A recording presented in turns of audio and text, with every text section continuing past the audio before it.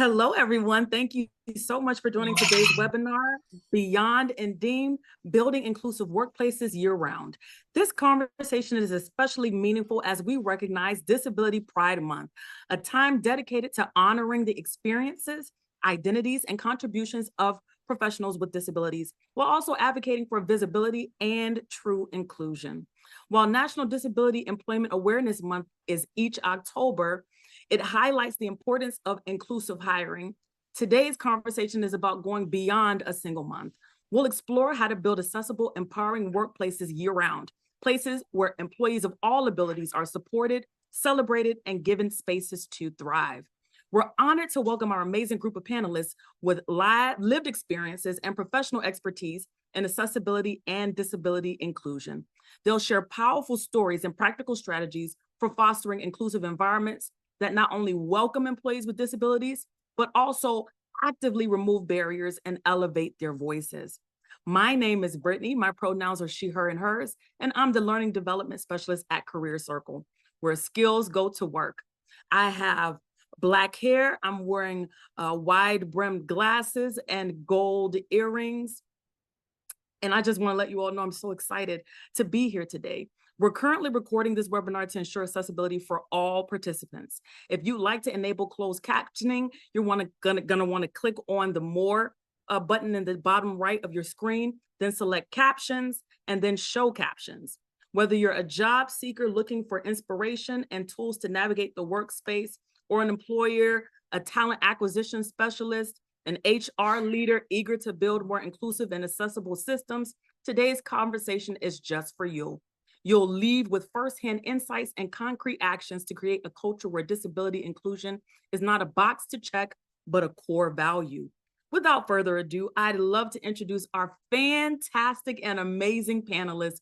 Could you each please provide a descriptive introduction and share a bit about yourselves? I would love to kick us off if you don't mind. My name is Amy Wood, and I'm incredibly excited to be here, so thank you for having me. I'm an accessibility manager for Salesforce, and I focus on accessible events, real estate, and transportation to make sure people with disability can enjoy and be included in all of those experiences. I have blonde, gray hair, more gray than blonde, and I'm wearing dazzling gold earrings and a white turtleneck because it's very hot outside today. So thank you for having me. Thank you so much, Amy. Melissa? Hi, my name is Melissa Salazar. My pronouns are she, her, hers. My visual description is I'm a white woman with blonde hair. I'm a little tired. I have a white shirt on and a blurred background. And I work at Netflix. I am the contingent talent partner manager. What does that mean? Basically, I support all of the streaming side with onboarding and offboarding contingent workers. And I also run our employee resource group for people with disabilities at Netflix. And one little fun fact about me, I live in Chicago, so Central Time Zone. Thank you so much for sharing, Melissa. Megan? Hey everyone, I'm Megan Smith. My pronouns are she, hers. I am the Director of Global Accommodations and People Accessibility at Amazon. And I am legally blind or low vision. And I'm really happy to be with you all today. Thank you so much, Megan. And Zakia, last but certainly not least. Hey everyone, I'm Dr. Zakia Babry. I am the CEO of the Ani Project. I am African American, have dark complexion. I have on these boho braids, which have highlights of golden and brown, and I have on brown glasses. I just got braces, and my braces are pink and green, which are my favorite colors. I have a bright neon pink shirt on and a necklace. I'm so happy to be with you today. I come from lived experience and professional experience, worked for the federal government for many years in Fortune 500 companies. And so now what I do is go to organizations and talk about psychological safety, talk about how we can be more inclusive. And that's really talking about our behaviors. So happy to be a part of this discussion. Thank you so much. Thank you so much. And there's so many things. First, I'm wearing your other favorite color, all right? As well as, please excuse me for not addressing you as doctor. You definitely did some work to get there. And so I absolutely, from this point forward, I do have your questions and your name in here. So if I miss it, I'm gonna come back I'm going to make sure that I put that doctor in the front of your name. All right. Now we're going to get started with these questions. I am on the edge of my seat, y'all. All right. Question number one. This is for Megan, Melissa, and Dr. Zakia. How can companies design hiring processes that are inclusive and accommodating for neurodiverse individuals and those with disabilities? Megan? Yeah, no pressure kicking it off with all of this energy here. I just want to, one, emphasize the importance of this question. Ensuring that your hiring practices are inclusive and accessible is your front door for hiring people with disabilities, which ultimately is how you serve your customers with disabilities. And so, such a crucial thing. Couple of practical tips. I know the other panelists will share many more as well. At Amazon, a few things that we specifically focus on. One, making sure that your sourcing partners are helping you, either your direct sourcing or your third-party sourcing, are helping you source and post with diverse talent and doing so on accessible platforms. Next is ensuring that your interview panels are diverse and that the training material that you have around interview prep, around engaging with candidates, includes practical tips for engaging people with disabilities and intentionally looks for things that might be subtle bias or things that maybe we want to avoid, stereotyping around certain attributes around disability. Making sure that your path to accommodations is clear, that it's straightforward, and that folks can engage with it at any time in the interview process. Not everyone needs an accommodation at the applicant phase. Some folks might not recognize that they need an accommodation until the interview.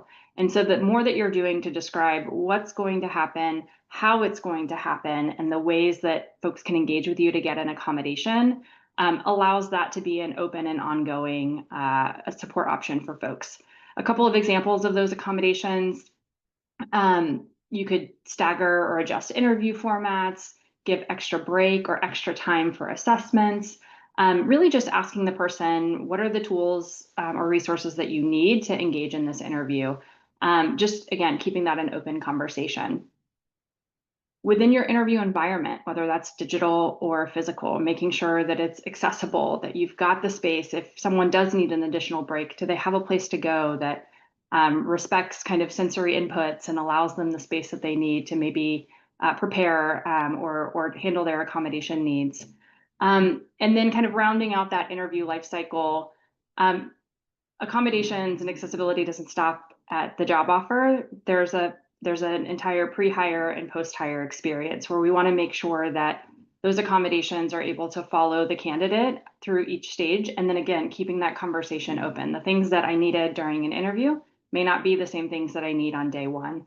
And so the more we're doing to prep folks with what do they expect? What are the tools that they're going to use? What is, sometimes it matters if it's a Mac or a PC and the types of technology that might be available to your future employees on those devices. So just the more transparent you can be about what to expect and then keep that conversation going around accommodations.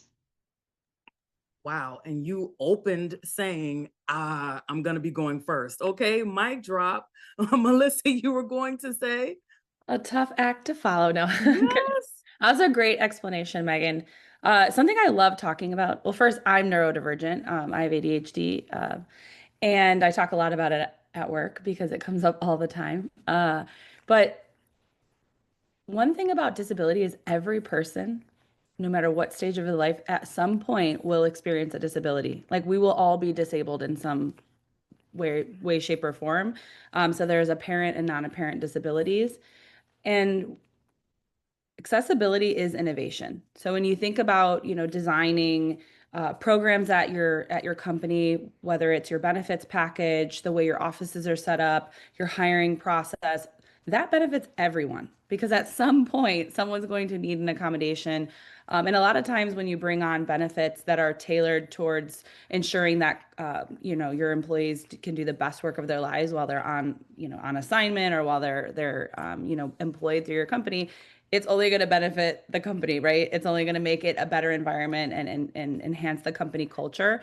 So when thinking about how do you design that, one, you don't have to do it all in one day. You don't have to solve all the problems tomorrow and figure out all the things. Start small, start with one step, but also hire people from the community. Like, what we like to say is not for us, but by us, right? With us. So make sure you're using consulting firms or you're using companies that specialize in setting up these benefit packages or hiring processes, and really lean on those key partners. Something we've done here sorry, somebody rang my doorbell, so apologies, but something we do here at Netflix is we also work with suppliers. So me personally, I hire staffing agencies that come from diverse communities. So we specialize in hiring and finding partners that from the deaf, hard of hearing community, like from low vis blind, you name it, right? So just like making sure that our suppliers are actually made up of the communities that we also want to ensure are represented and reflected in our employee population. Absolutely. Absolutely. Dr. Zakia? I think Megan and Melissa did a great job answering those things, that question about how we as organizations can design hiring processes that are inclusive. So I don't want to try to mention the things that they mentioned because they were all great, but I also believe that when we're looking at candidates to come into our organizations, we're looking for a culture add, not a culture fit. I remember many years ago being on a hiring panel and hearing discussions about, well, I'm not sure if this candidate will really fit our environment. And we were interviewing actually a vet who was a bit rigid, as they said in their talking points and the answers to their question. But I said, well, I think he'll be great because you can add some structure and we have a different viewpoint. A lot of the people who were particularly on the team right then did not have that background. So I think that when we're talking about value add, you want to look to see what talent you have currently, and you want to add to it because you have a more rich diverseness when you have people from all walks of life, different experience levels even. And also when we're looking at the job descriptions, we all remember sometimes the job descriptions that said can type how many words a minute or lift this or lift that. And I know when I was working in the federal sector, we had to go through and evaluate some of the job descriptions because are they outdated? How often does your organization go through to see what information needs to be updated because times change, duties and responsibilities change. So I think OPM will call it like a desk side audit to see if the job description is still very current. And also when we're having interviews, are everyone being asked the same questions? So do we have a rubric on how we're going to score? Is everyone given the same opportunity? So I would recommend making sure we all have the same questions, and sometimes going a step further, and if you can, send them to maybe the applicant, the interviewee in advance. And I also forgot to mention, I too am neurodiverse. I have ADHD and also something called nonverbal learning disability. And I like to bring that up because like I said in my intro, I'm speaking from lived experience and also professional experience and educational experience. So I think that's really important when we're giving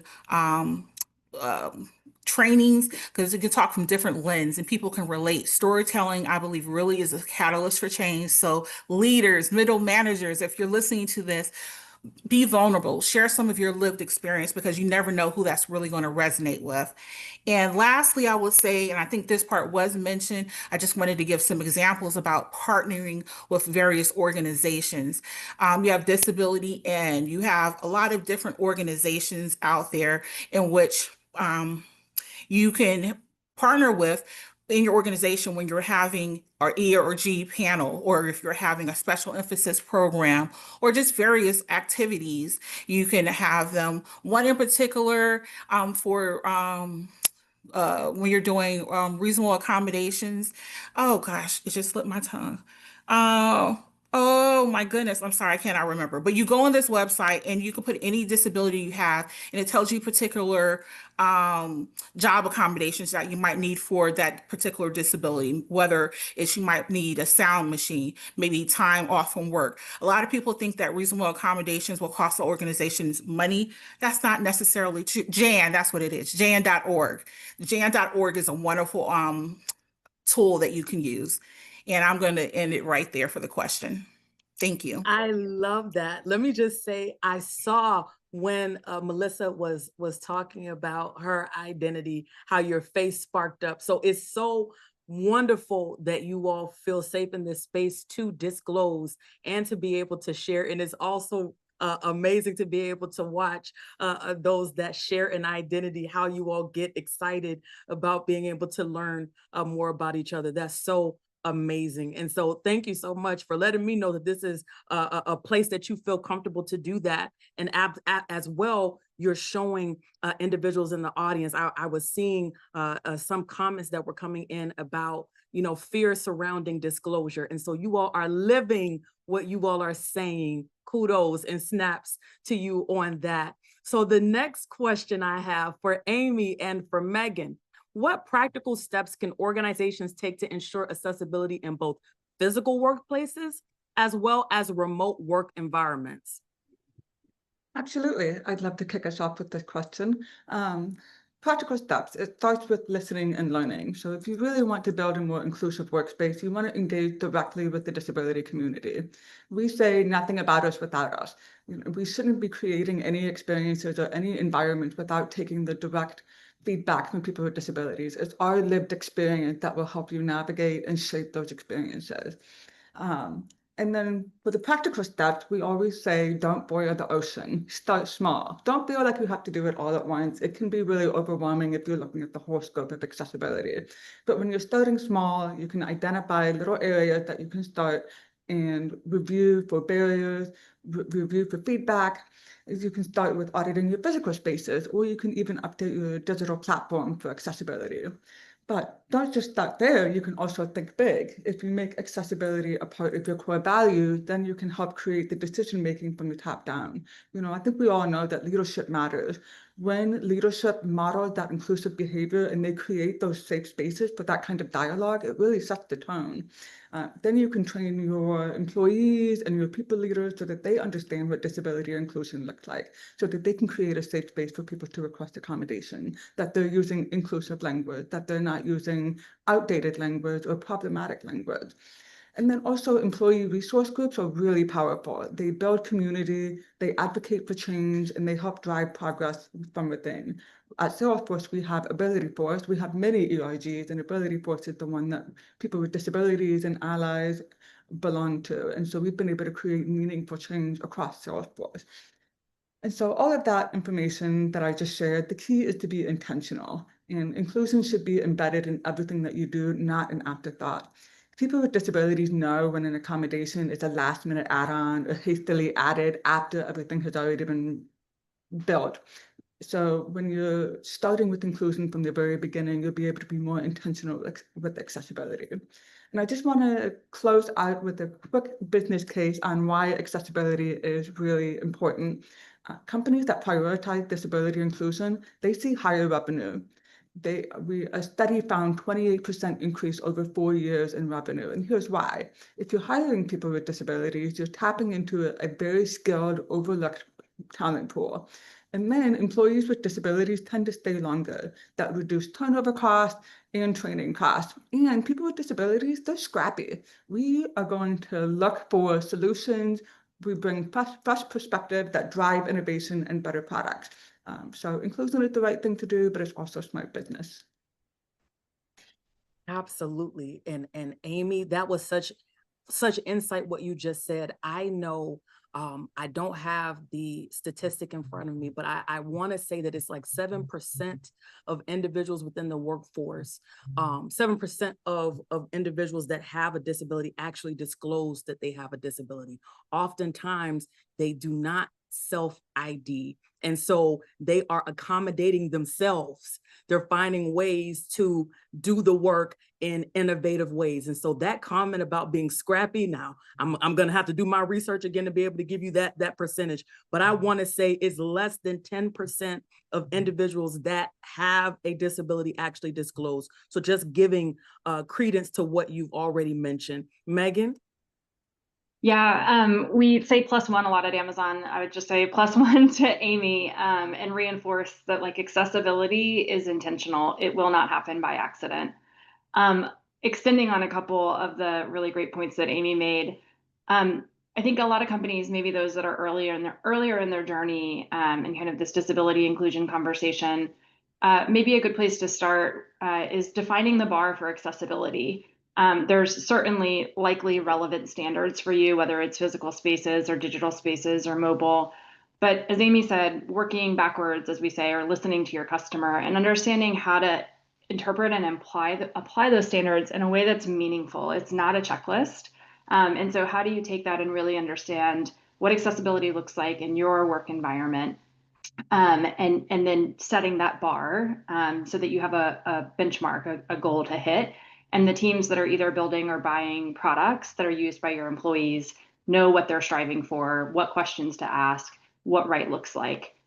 The next thing I would say, and Amy mentioned this also, is making sure that you're setting the right level of goal. And I don't want to like say, oh, that means your CEO needs to take this goal, like maybe, but more often it needs to be at a level of somebody who's making trade-off decisions every day about what your company is investing in, particularly in the human capital space. And so we all kind of, no matter what our job is, but particularly in tech, we're balancing speed, impact, accessibility, security. We're balancing a lot of requirements. And so wherever those trade-offs are being made, that's where I would recommend kind of landing those accessibility goals so that you've got a decision maker who can really understand how they need to be thinking about that and prioritizing accessibility. And then at Amazon, we lean into the concept of being built in, not bolted on. And so we'll talk about being born inclusive and born accessible. And that means that it's hitting the bar right off the rip. There's not going backwards and fixing it. We're hitting that bar from day one, which necessitates that we think about accessibility kind of all the way through our like development or purchasing process. And so it makes it a lot easier to then have that accessible and inclusive foundation to layer on accommodations to kind of close any individual needs. And so to Amy's point, like those things tie very closely together and neither one of them can be done hastily because they both require intention. Absolutely. Thank you so much, Megan. And I'm going to give you a bit of a break. Although this next question is for you, I'm going to have Melissa to go first to give you a moment to catch your breath. All right. Now, the next question is, how can employee resource groups support employees with disabilities and foster accessibility in the workplace? So it's so funny how these questions are lining up based on what Dr. Zakia was just mentioning on the question that she just asked. She mentioned those ERGs or employee resource groups. So for those of us like myself, I came from academe, and so I knew nothing about an ERG, a BRG, none of that. And in my space, it was an affinity group, right? And so if you could kind of give just a little blurb about what it is, and then transition over into that, I want to make sure that we're being as inclusive as possible with the audience that we have. Yeah, absolutely. Well, I run our employee resource group for UCAN here at Netflix for people with disabilities. It's a volunteer opportunity. So employee resource group is basically kind of what you want it to be, right? So it depends, it probably varies on companies, but how it shows up at Netflix is we have resource groups, meaning we have communities of people that get together that can share resources, that can connect, build relationships. But basically, they have a safe space to be themselves, to show up, kind of take the load off of their full-time job and all the things that they have going on and how they have to show up at work. And they kind of get to take that layer off and come to a group where they could just be themselves, talk real, talk about what challenges them, how they get through the day, and like finding that community with peers who are either like them or want to support them and make sure that they're represented in spaces where maybe they haven't been traditionally. A lot of times employee resource groups, depending on the organization, might also start off as like a task force. They might come in like our ERG did a long time ago, kind of came in and they were like, we don't have accessibility manager for talent. We don't have an accessibility manager for our product, or we don't have accessibility manager for our workplace. So a lot of times they're the group coming together, not doing the work, but advocating and saying, hey, we need representation in these roles around the company. So that way we are designing, like Megan said, with inclusion in mind the first time and not having to go back and fix things. It's so, again, innovation is accessibility, or accessibility is innovation. And so it's like when you design with one or multiple accessible points in mind, you're going to create something that's a great experience for everyone, right? Like accessibility is just making an experience that multiple people can experience how they need to experience it. So it gives you more access to people, more access to conversations, more access to knowledge, system sharing, all of the above. And that's kind of what those employee resource groups are, these opportunities for people to come together and kind of share resources with each other, or again, have that space to just be themselves. But a lot of great work comes out of it, out of those conversations and that education, because when we have these conversations with our peers, they go back into their day jobs or their home life or wherever, and they bring our lived experience or our stories back into the fold. And so we get that representation gets spread. Even if we're not in the room, our journeys are being shared. So it helps shape the future of whatever they're working on. Absolutely. Thank you so much for defining it for me. And thank you for the work that you are doing. I see your hand, Dr. Zakia. You want to give Yes, I just Megan wanted a to add, second? I just wanted to add to the point when we're talking about ERGs, because I have a lot of experience in that space. You don't have to be a part of that particular demographic to be a part of that particular employee Yes. resource group. For example, when I was at Deloitte, I went to the Asian and Pacific Islander ERG often because I love the seminars that they would have. I love the different networking events they would have. So you don't have to be an ally. You can be an ally or a member of that community, or just go to the events. You never know who you could connect with, what you might learn. So I just wanted to add that point too about ERGs. Yeah, I Thank love you that so point. much. I love that point, because also allies is how we make sure we have representation around the company. So it's like we want everyone should join whatever you can. Don't do too much, right? Because there's always so much going on at work. But when you can, join those events and those groups, because you learn a lot. Like I join other ERGs all the time because it helps me learn and be a better peer to my colleagues. And we call ourselves stunning colleagues at Netflix. So it helps me be a better stunning colleague and show up for my peers, because everyone has biases. Everyone has stories they've created, and it's like, so how do you kind of just make sure you're being as inclusive as possible and making that space for your peers and for your friends and yourself. Absolutely. I love the direction that this conversation is going in. Megan? I'm just trying to be stunning every day. I love Yes. that. What a great mindset to walk into work with every day. Yeah, thanks for this question. I have worked with ERGs basically my entire career. I've been an ERG member. I've been a board member. I've been a board president. I've been an advisor. I now am a business partner, and it has just been incredible to work alongside ERGs and to work within ERGs to get things done. And I think plus one to the point of it's often where I go to learn more about groups that I'm less familiar with, so that I can develop more practical ally knowledge. So just plus one on that. If you're not a member of your company's disability ERG and you're attending this webinar, go ahead and click the sign up button. A couple of things I would say, again, because I've been a part of an ERG. I as an individual, it's helped me with how do I hack around this specific challenge I'm having because of my specific type of vision loss. You start to find people like you who can kind of help navigate some of the same things that you are, whether that's a work challenge or kind of a life challenge. And so it's been co-ERG members I'm oh my gosh, I'm about to be a blind mom. Y'all have done that before. I want to talk to you about it. And so you do get this sense of community where it's not just, oh, someone who I know who has my disability in my community, but we share a work experience, which is kind of another unique part of our identity. And so it's just been super valuable to me. And then I have a close relationship with our ERG. I trust them with trying to get their insights and perspectives on what topics I'm facing as a business leader for accommodations and accessibility. And so I go to them to understand the pulse of what topics are of importance to our community, because it is so vast and so broad. What are the, concerns that folks have, and that's able to inform how I think strategically. It's able to inform how I think about kind of some of the day-to-day issues. And so having that close business relationship is just such a powerful insight, even with a lived experience. That's one lived experience. And so having that connection just gets me so much more rich insight.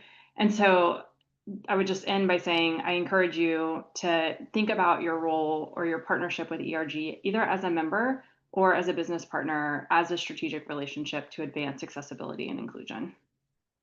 Absolutely. Great insight, great advice. This next question is again for you, Megan, as well as Dr. Zakia. And so I am going to ask Dr. Zakia to go first for you to close that question out. What role does technology play in enhancing accessibility and supporting employees with disabilities? Thank you for that question. Technology plays a pivotal role because we use technology. Just let's think back 5 years ago at the beginning of COVID. Think about how we had to pivot and we had to become agile and utilize technology so that we wouldn't have a complete work stoppage in various industries. So it's very vital. Now, when you're thinking about disability, there is a unique as the person. Someone who may be visually impaired might use JAWS, or someone might need an enlarged screen if they have low visibility. However, some people like myself who has neurodiverse I wouldn't call it issues, but Traits, characteristics. I gotcha. I use AI. I've been using that for tools for a very long time, especially when it comes to note taking. I can vividly remember when I was an intern for the Department of Defense, I mean, almost 20 years ago, and I was in a summer intern program, and I had some duties I was supposed to be doing. I came into a meeting. I thought I was just supposed to be listening, understanding what was going on. Then it said, Zakia, take the notes. And I'm like, oh my goodness, I can't take notes. Even when I was in college, I had a reasonable accommodation as a note taker or having a recorder in class. So I think it's very important. I use that example by asking me to take notes, being able to ask people what their capabilities are, if there are any limitations, anything you bring in a team. And then also we can have a conversation about what tools have worked in the past, and usually that's maybe something technologically based. Additionally, I want to also talk about how we communicate. We also have these collaboration tools such as Slack or different ones that organizations use, and that's good, but you also may want to make sure all your team members are comfortable with using it and are able to use it versus just using, let's just say, email. I'm a part of an organization outside of work, and the leader recently told me that works best for her and she doesn't really care what works from anyone else. That's literally what she said. And I was trying to get her to open her mind to understanding not everyone checks emails the same. Everyone has different limitations. And could we consider broadening it, not like limiting it, saying only this, but can we open it up so that more people can be comfortable in how we communicate? It goes into how we speak. That's a form of communication. The words that we use have so much meaning, terms that we use, and there's terms that may offend me, again, because of my lived experience being a Black woman with multiple disabilities, that may not offend my peer sitting to my right. So we want to be careful with language and maybe also have like a term book that we can use in our workplace, or maybe an infographic, understanding that some words that may not offend me or vice versa, like when I think it was Melissa that was speaking, she said non-apparent disability, and I love that. But some people say invisible. I don't like invisible. I'm marginalized. I don't want anything you to say that anything to say that I'm an invisible. But words matter, and some people may be comfortable with that. So again, I know we're talking about technology, so having conversations around what makes you do your best work and what others as well. Oh my gosh. When I say that was a mic drop moment, let me just say, I was able to experience what you just spoke of, and what we call it at GHI, powered by Career Circle, is success optimizers. And so I had a colleague, she's actually on this call, that asked me, what is my communication preference? And when I tell you, it was like mind blowing. And literally every time I have an opportunity, I'm always shouting her out because that meant so much to me to have someone to care enough about me to ask me how I communicate best. And when I tell you, me and her are like Venus and Serena, ping ponging those ideas and things because I understand her and she understands me. So that is so dope. I appreciate you sharing that so much. Megan? Oh, I'm glad you had me go second. Thanks for that, Brittany. I would say I would start by saying just the way we use, all of us likely use technology today is wildly different than it was even a year ago, and probably looks nothing like the way we'll use it a year from now. And so I feel like my answer to this is going to be stale, but hopefully there's some durable truth to what I talk through. But I think that there's kind of a recognition that of the role that that technology plays beyond the technology itself, because technology is integrated in our processes and our culture, the way we communicate with each other, right, throughout our workforce and their experience. And so technology is like that pin that brings it all together. And so I wanted to use like the hiring process maybe as an example to talk through each stage of where like I think about technology and accessibility. And so there's there's kind of like the employer brand. Does the world know that you are inclusive of disability and that you want disabled people at your company? And so technology, you can use it to amplify your brand through accessible videos and visible indicators of disability inclusion. In your hiring channels, I mentioned this early on, but whether you're doing kind of indirect hiring, whether you've got your own hiring website, insisting that those are accessible, that is a really good indicator. If they're not, that there are accessibility barriers to come, right? And so investing in ensuring accessibility in that front door of your organization is a really important channel, or is a really important signal, and truly a blocker or not to some disabled people coming in the front door. I would also say that your recruiter and interviewer tools and technology, prioritizing the accessibility of those. We mentioned earlier, like having disabled talent begets disabled talent. And so ensuring that in the parts of your HR function that are helping you bring those candidates in, that you're able to employ people with disabilities in those roles because they have accessible tools to do those jobs, is another area where I think accessible technology can be really powerful for employment. And then things like your candidate experience. We talked about the job application, but assessments and interview scheduling platforms. You might not realize like how many pieces of technology come together for your candidate and what accessibility looks like in them. And so take an assessment, for example, if I am a candidate maybe who is neurodiverse or low vision and I need some extra time, can I just get that done in the assessment, or do I need to stop and go get an accommodation and then have an accommodation team try to figure out what that looks like? And right, or can I think about the ways that the accommodations that folks might need within this experience and build that into the technology? And then the last one, I would say, and I think I said it again, is that day one experience. We talk a lot in my team about the moments that matter.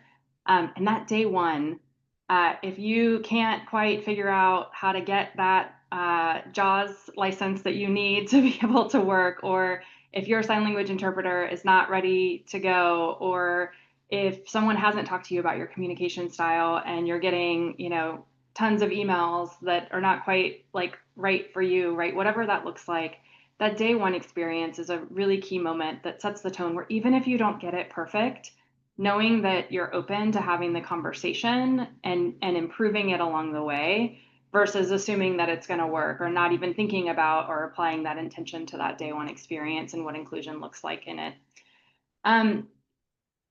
Throughout this, I think about the role of technology and accessibility and disabled hiring, and I like the kind of the model that I try to hold is, how can I eliminate the need for disclosure? Not because I don't want to know, but because some people are not there yet. How can I eliminate bureaucracy or delays, right? Like, yes, I want you to have an accommodation, but maybe I can get it in your hands, right? And so one of the things we've done is making sure that we have some of our top assistive technology tools just available for immediate download. in the past, it was, oh, I need to ask someone, and then we go get that license, and then I get it installed, and then IT isn't quite sure how to support it. And so more and more, we're trying to pull those things into just the way that business works. So you can download that license. When you talk to IT, they know what JAWS is or Dragon is. And then we're able to kind of continue on, with your day, whether it's day 1 or day 100. So those are just some thoughts I have kind of through that lens of the hiring experience. Melissa, I see you, Oh, but can I just say this before I forget? Stay aware, Megan. Stay aware. Okay. You said that the information that you were going to provide was stale. Where is it? Because literally that was so relevant. What you said. I'm going to let you go, Melissa, but I have more to add to what you just said, Megan. Well, Megan's like that last few statements that you said about basically offering the accessible technology up front so people don't have to ask. I think that's all of our goal. Like that is the goal of inclusion, is like that eventually nobody has to ask about anything. And it's not just from a disability perspective, but from like we don't have to put effort into ensuring we have the right accommodations, the right benefits or whatever, because it's just embedded. I think about my son and my nephew. My nephew is a little person. He has a very rare form of dwarfism. My son's autistic. And everything I do today, I know that like it'll make incremental changes today, but like the future, I want it where my son comes to work or my nephew comes to work and they never have to ask. They never have to advocate because it's already here. It's embedded. It's woven through everything we do.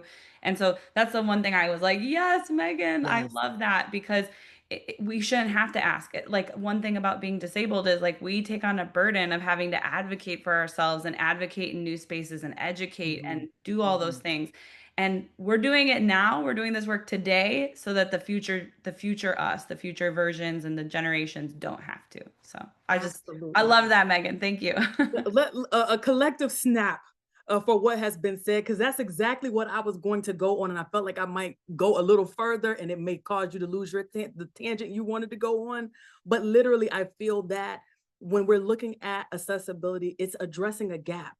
And so if we are looking at embedding inclusion, we're not having to address a gap. It's just embedded in everything that we do. And so that aligns directly with what you just said, Melissa, that the work that we're doing, this conversation, you all taking time out of your Fortune 500 companies to give this insight and this wisdom is a seed that's being planted for your nephew and for your son, Melissa. So what? Snaps for that. All right. So the next question is, how can organizations better communicate their commitment to accessibility and disability inclusion to attract and retain talent? This is for you, Amy and Dr. Zakia.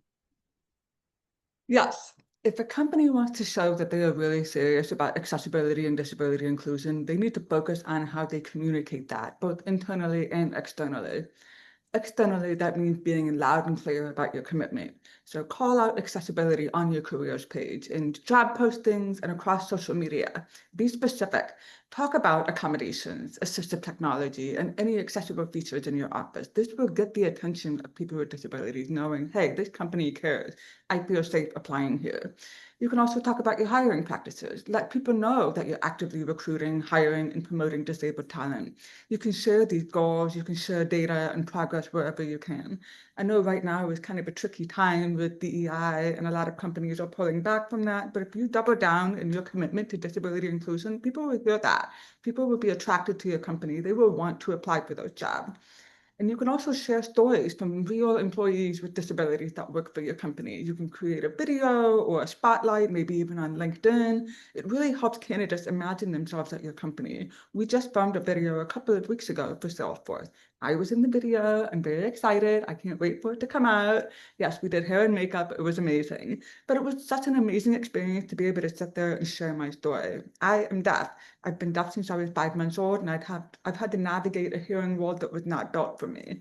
But coming to Salesforce has just been absolutely transformational for me, not only for my career, but for my personal life. I'm where I need to be. I belong here at Salesforce. So the opportunity to share that in a video will go a long way.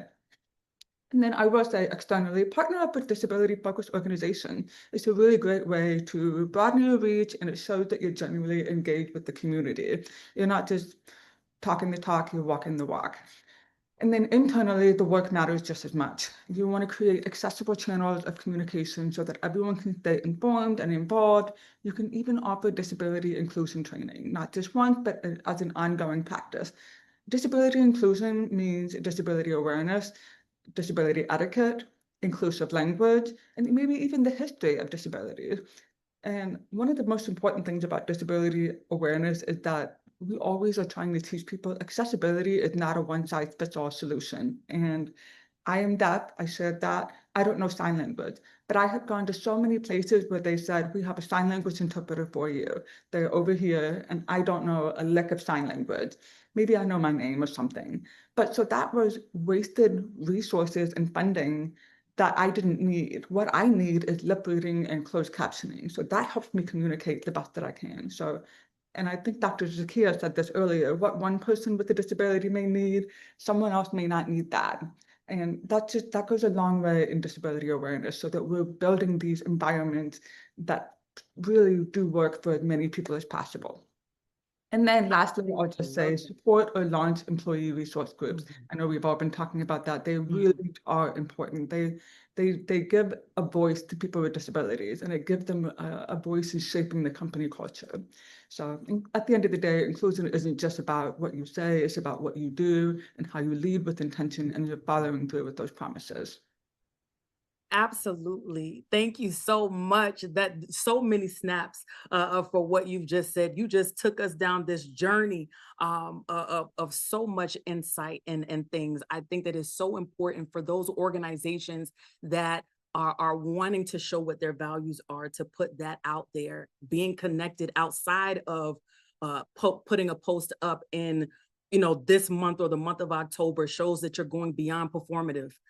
You know what I mean? You're actually genuine when it comes down to really putting in the work and it not just being on specific days. Absolutely, 100%. Being authentic and being genuine is so important, and especially in today's society, in today's climate, it's so important to have that authenticity so that people can truly see that you really are about this work. So thank you so much for those gems that you dropped. Absolutely, Dr. Zakia. Yes, those were gems. Amy, I was like, yes, yes, yes, yes, as you were speaking. So thank you so much for saying all of those things. And I totally agree.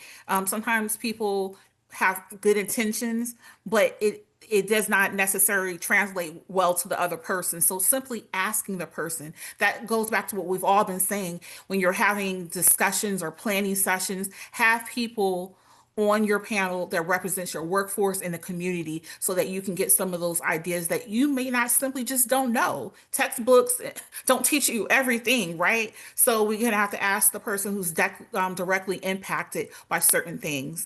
And I also want to say, to answer the question about what can we do, we have to move beyond just statements, whether it's a diversity statement, a mission statement, and actually not have any more performative DIA. I say A because accessibility in the federal government was diversity, equity, inclusion, and accessibility. But I read in the comments for the chat that some people were saying, wait, we're having this conversation. What about the pushback? Well, I alluded to this when I first began to speak today.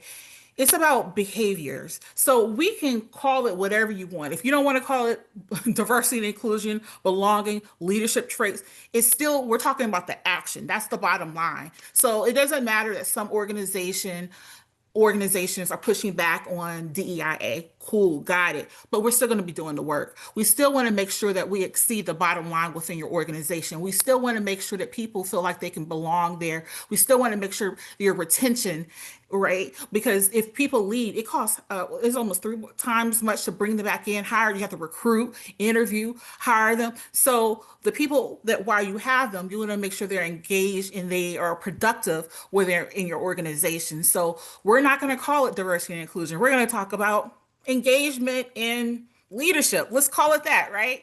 And so that's what we're doing here today, is having a discussion on how to make sure that within organizations, whether you're a leader, a middle manager, or you're here as a job seeker, you find an opportunity that works best for you. We want to include accessibility information on all job listings, on the websites. We already talked about what work ERGs can do and how community involvements can be there. But we must understand that belonging happens when inclusion moves from just like policies into practice, where the rubber really meets the road, when we're really taking actionable steps to ensure that we have an environment where people are not just surviving, coming to work, doing my 9 to 5, what I was hired to do, but they're actually thriving and enjoying being at work, because we're at work the majority of our days, right? We spend so much time doing work so that we can have, the benefit is the money, but we want to make it enjoyable and impactful. And so one of the major things that I talk about when I'm at organization is psychological safety. And part of that is someone being vulnerable and feeling safe enough to say, I don't understand, I have a question, I made a mistake, or I'm struggling with this. So these are all the conversations that we're having today, but it all comes under, do we feel safe? Do we feel supported? Do we feel heard? Do we feel valued and seen in our organization? So I'm thankful that the primary conversation was about disability inclusion, but it all comes back to leadership. Leadership, and you don't have to be in a leadership position to demonstrate leadership characteristics or traits. Let me say it again. You don't have to say, well, I'm not in a leadership position. You still have a responsibility to yourself and others to demonstrate leadership traits. And so I think that's all I have to say for that particular answer to the question. Thank you. Snaps all around. I see you, Melissa. Well, first, Dr. Zakia, that was amazing. And Amy, something I love to bring up is we talk about inclusion, we talk about accessibility, but what are we really trying to do is allow people to do work at our companies. We want to drive revenue, the bottom line, all the things, right? And how do you do that? You remove barriers. So think about a curb cutout. How many people go over the curb every time they are carrying groceries, every time they're pushing a stroller? Curb cutouts were designed with people with limited mobility in mind. So somebody in a wheelchair user, somebody maybe leveraging a walker, but literally all of us, especially riding a bike, I'm not trying to go over the curb. I go through the curb cut, right? Like that innovation has made it easier for us to do a lot of things, for delivery drivers to bring us packages and so forth. So I think it's like that mindset shift of like, oh, we're doing this because of XYZ thing. And really it's, we want to create a work environment where people can come and do incredible work at our company. And we realize that it's not always easy to come in the door, and everyone's different. Everybody has different, experiences. So how do we ensure that they can come in and just get work done, and they're not trying to manage or accommodate themselves or do all this other stuff that creates this noise and takes their effectiveness away from like actually doing the work. So I think that's where I love to always bring up those small innovations of a curb cutout, right? Like we all benefit from it. So the work we do and the things that we implement does help everyone, even if it's not for everyone, right? Like we can all leverage it in different ways. Oh, I love that. I love that. Amy?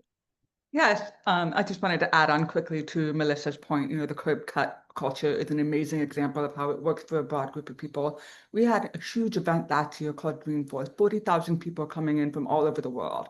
And I think we had about 3 people request a quiet zone. And this is a quiet zone with soft lighting, comfortable seating, so people can kind of decompress, really beneficial just to kind of take a minute and get back to the event. However, we had over 300 visitors every day to the quiet zone. This is a really great example of why we shouldn't base our design decisions on the amount of requests. Don't say, oh, we're just designing this for one person who has hearing loss. We're designing this for a lot of people who would benefit from this. 80% of people that use caption aren't even deaf or hard of hearing.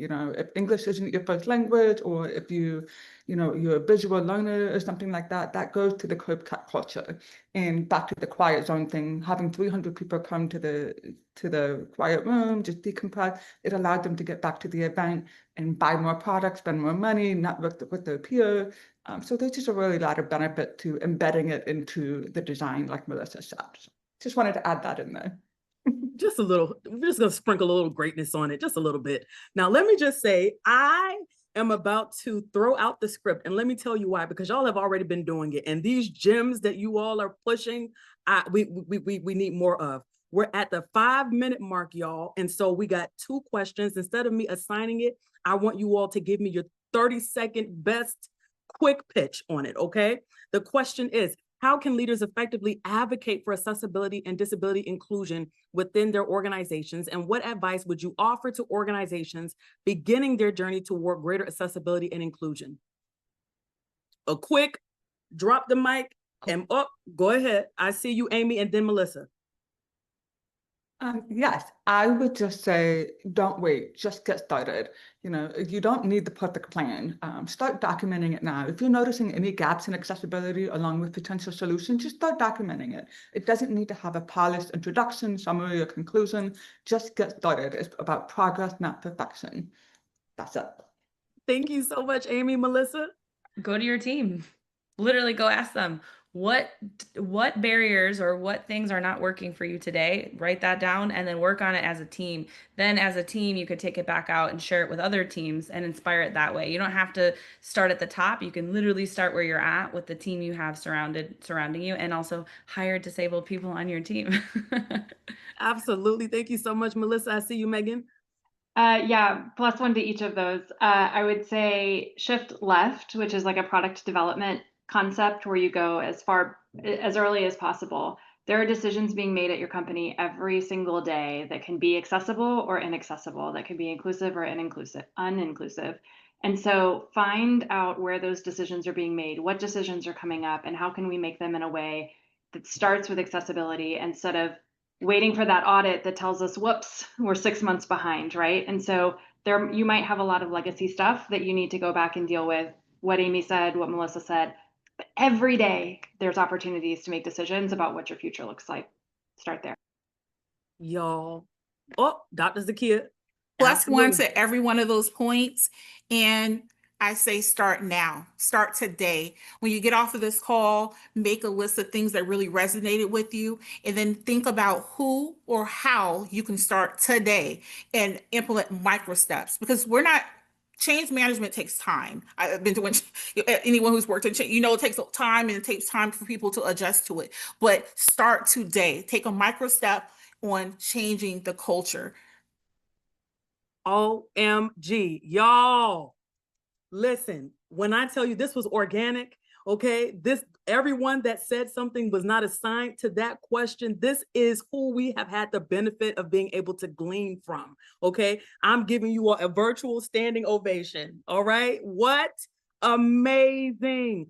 Thank you all so much for joining us for Beyond NDEAM, Building Inclusive Workplaces Year-Round. A huge thank you to our incredible, incomparable, amazing panelists. Your honesty, your insights, and your passion, you've given us so much to think about and act on. You all said, do it now. Do it now. Just do it, Nike. All right? We hope today's conversation has sparked new ideas and empowered you to carry this work forward, not just during Disability Pride Month, okay? And not just in NDEAM in October, but every single day.